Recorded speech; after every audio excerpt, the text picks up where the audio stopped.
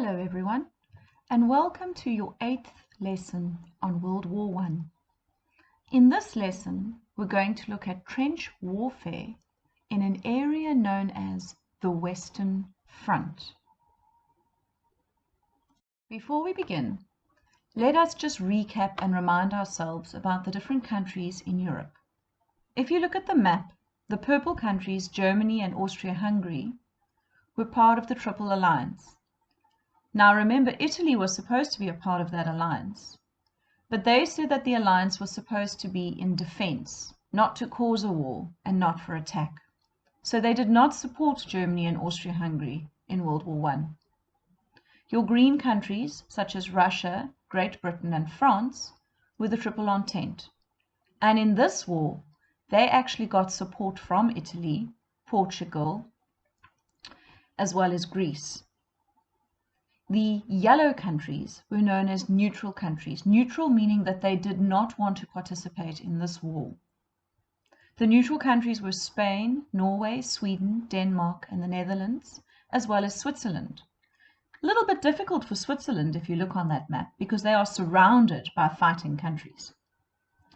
Belgium wanted to remain neutral, but because of Germany's Schlieffen Plan, they kind of forced Belgium into the war. And obviously Belgium was on the side of France and Great Britain. Now if you look on that map, there is an orange arrow, and that arrow is pointing to a purple line. You can see that that purple line is running through a few countries. That purple line was known as the Western Front. Trench warfare. Trench cross-section. World War I. On the Western Front, trench systems were developed into a sophisticated network. In 1914, trenches were quickly dug out by both sides, parallel to each other, from the North Sea through Belgium and France. The trenches would offer some protection for the troops from overwhelming enemy artillery and infantry fire. Entrenching was the fast method of creating a trench system by having soldiers dig foxholes. This was dangerous, as it would be done in the line of sight of the enemy. A sapper could then transform this into a more sophisticated trench system that was deep enough for a man to safely stand up. As the war went on, the trench systems became more complex for permanent occupation. The wall facing the enemy was called a parapet, which was strengthened with sandbags to protect from enemy fire and wooden planks to strengthen the sides of the trench from collapsing in. Here there was a fire step that formed a firing position and a way for the soldier to step out onto no man's land. An ammunition shelf was also dug into the side. The wall facing the back of the trench was called the parados. Here were dugouts where the soldier could eat and sleep and seek protection from artillery bombardments. More sophisticated protection came in the form of underground bunkers, which could also be used for storage of ammunition, food, and weapons, as well as command centers for officers to communicate orders with headquarters. On the floor were duck boards to provide secure ground and aid in drainage to keep the soldiers' feet away from the water, which caused diseases such as trench foot in the muddy, soggy terrain of the Western Front. Trenches were built in zigzags instead of straight lines, so that if the enemy managed to enter it, they would not be able to shoot down them. A typical trench system was 3 lines, approximately 800 yards or 730 meters apart. The first line, that was nearest to the enemy, was the fire trench. This was the most unpleasant and dangerous place to be. They were about 8 feet or 2.4 meters deep and 6 feet or 1.8 meters wide. The fire trench was the main line of resistance, with machine gun nests placed at strategic points and barbed wire placed in the front area known as no man's land. The sapper would also dig out a sap head, which went slightly ahead into no man's land to form a listening post. The second line was the support trench, forming the second line of defense if the first line was taken away by the enemy. A kitchen and a dressing station kept the men fed and treated for any wounds. Soldiers were rotated every week between front line and support trenches. The third line was the reserve trench. These were connected to each other through communication trenches, which were used to transport soldiers, ammunition, and food supplies, and orders from trench line to trench line. Latrines were also placed along these trenches. Behind these lines were artillery. German trench systems tended to be better overall in comparison to British trenches because of a number of reasons. One was that the British thought the trenches would only be temporary, whereas the Germans accepted that stalemate would set in and put the effort into developing better trenches, including more comfortable bunkers that were deeper into the ground, away from artillery fire. On the Western Front, the Germans were also on higher ground than the British, who were in the lowlands. This meant that the British Army would be in unpleasant terrain, with high water levels and mud. Watch our other videos to learn more. Get your copy of Simple History World War I, available on Amazon now. Thank you guys for all your support on the Simple History YouTube channel. If you enjoy it, please consider visiting our Patreon page. There, you can show us your support for the channel by donating and make a huge difference in what we're able to create for you. Plus, you can get early access on upcoming videos. So let's keep it growing, and thank you for being part of this amazing community. So what was the Western Front? Well, first of all, let's just remind ourselves about trench warfare. Trench warfare is a type of fighting where both sides build deep trenches as a defense against the enemy. These trenches can stretch for many kilometers and make it nearly impossible for one side to advance, meaning for one side to gain more land. During World War I, the Western Front in France was fought using trench warfare. By the end of 1914, both sides, France and Germany, had built a series of trenches that went from the North Sea and through Belgium and France.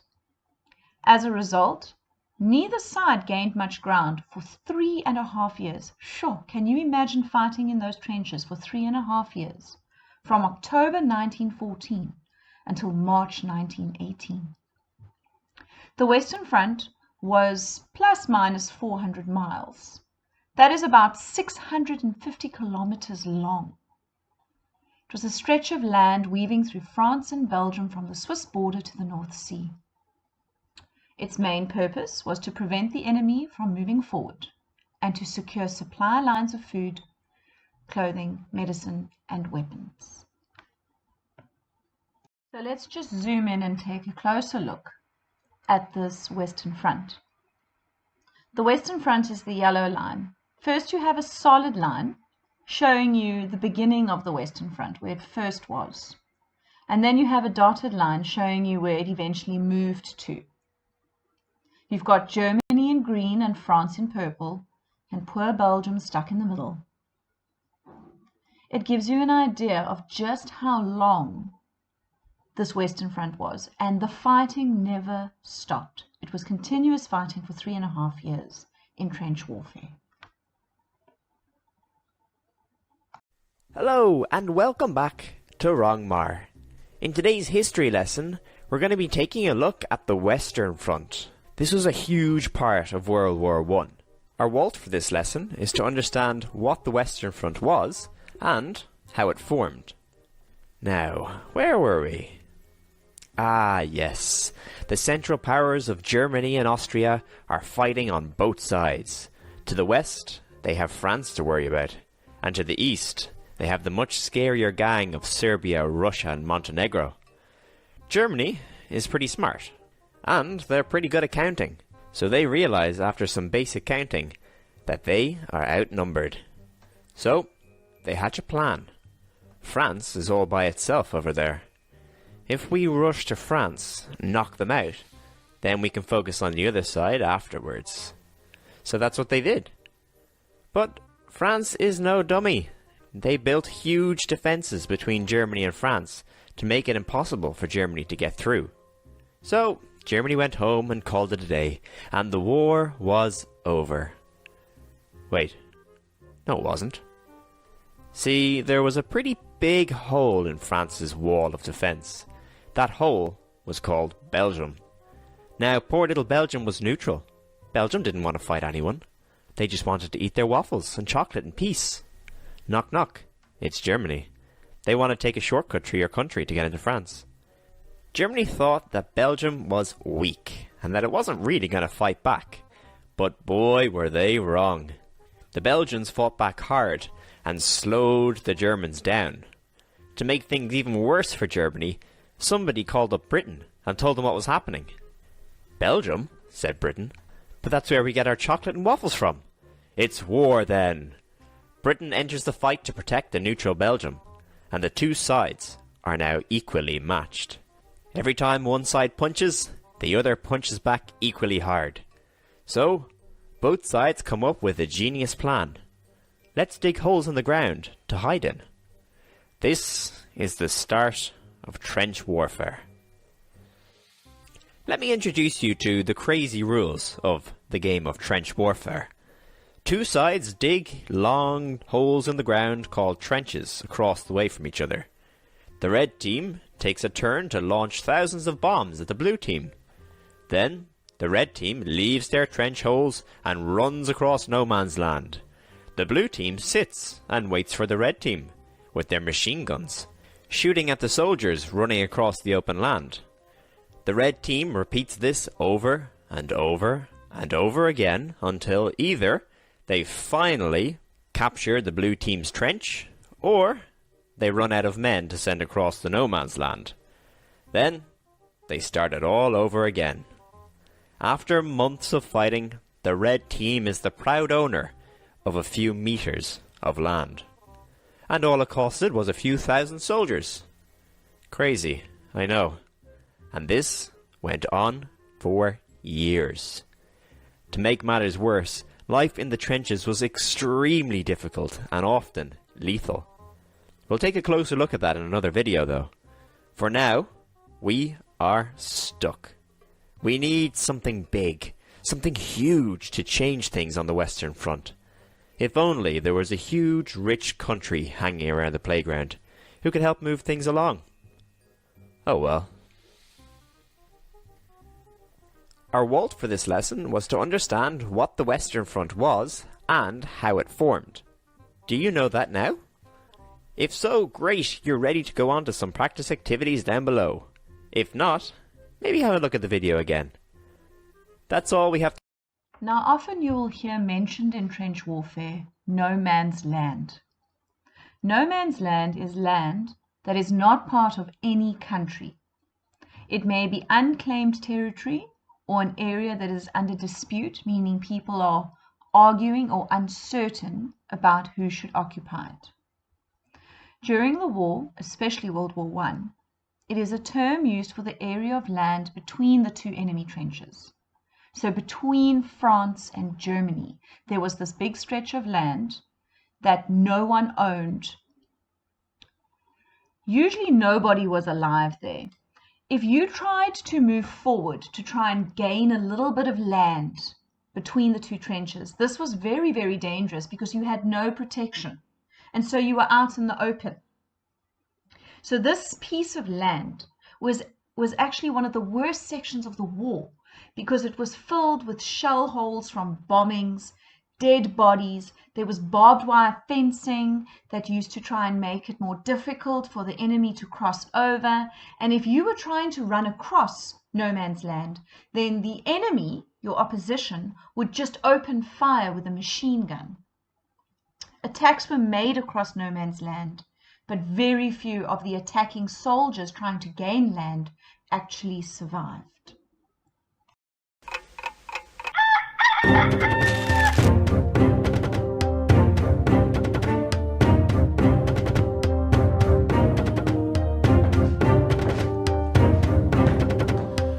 Those at home have often asked me what is no man's land. Well, it's actually the bit of land that stretches between our trenches and the German trenches. It can stretch anything up to 200 metres or more, but as little as 25 metres, and then you can hear the enemy talking. It's called no man's land because no man actually controls it, not us, and not the Germans. In the daytime, nobody moves in no man's land unless there's a big attack. By night, there's a constant fight for control of that strip of land. The enemy sends up rocket flares and turns night into day. It's strange looking at no man's land in the orangey light of those flares. The shadows of the shell holes are dark and foreboding. The barbed wire tangled and twisted. Stumps of trees look ghostly and clumps of poppies almost orange in the light. Here and there you can see the dead bodies bloated and black. That is no man's land. It's where we work and fight. It's where death stalks us.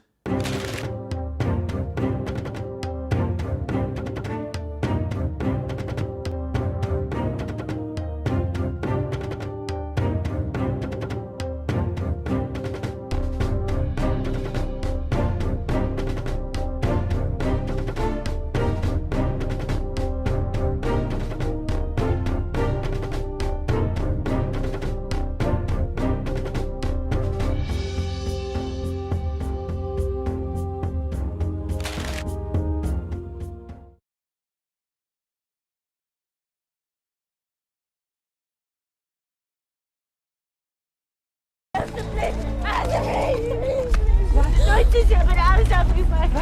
Heute wordt diegene die niet kon ontsnappen, die wordt uitslaven meegenomen. Wat is het gebeurd? Bert, aan die andere kant van die luchthaven. Dinah, we have to go. We need to help these people. We have to stay on mission. The next safe crossing is at least a day away. What are we waiting We for? cannot leave without helping them. These people are dying. They've nothing to eat, and in the village enslaved, she said. I understand that. Women, we need children. to make our next position by How sunlight. can you say that? What is the matter with you? This is no man's land, Diana. It means no man can cross it, all right? This battalion has been here for nearly a year, and they barely gained an inch. All right, because on the other side, there are a bunch of Germans pointing machine guns at every square inch of this place. This is not something you can cross. It's not possible. So what? So we do nothing? No, we are doing something. We are. We can't save everyone in this war. This is not what we came here to do.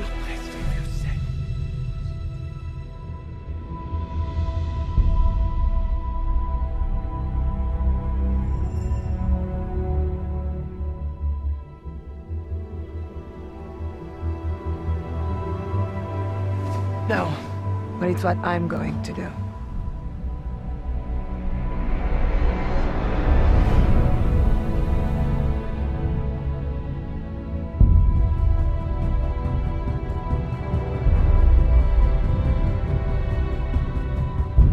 Diana!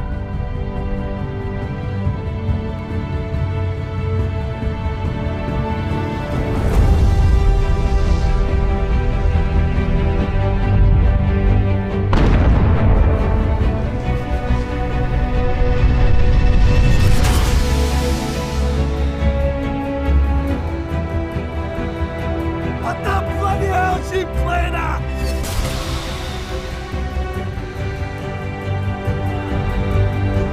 Engage! Fire!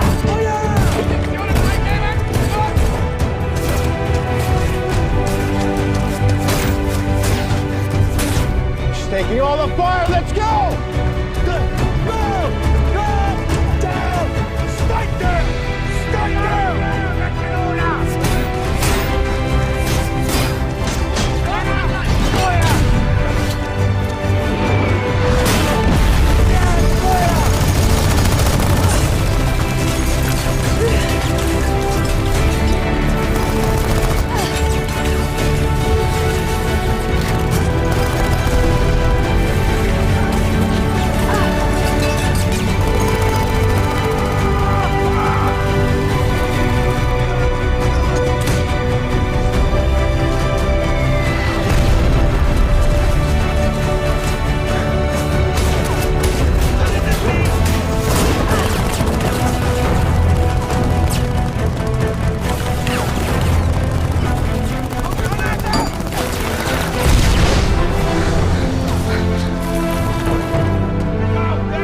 Chase runner! He's got him on the roof!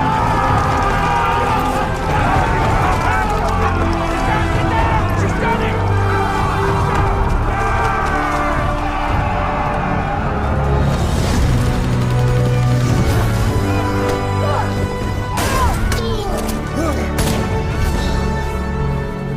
Steve!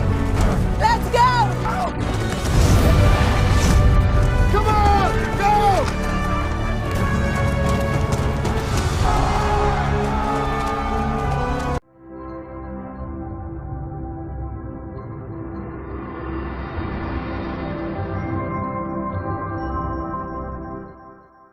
Unfortunately, there was no Wonder Woman in World War I, and the casualties of trench warfare trying to cross no man's land were many.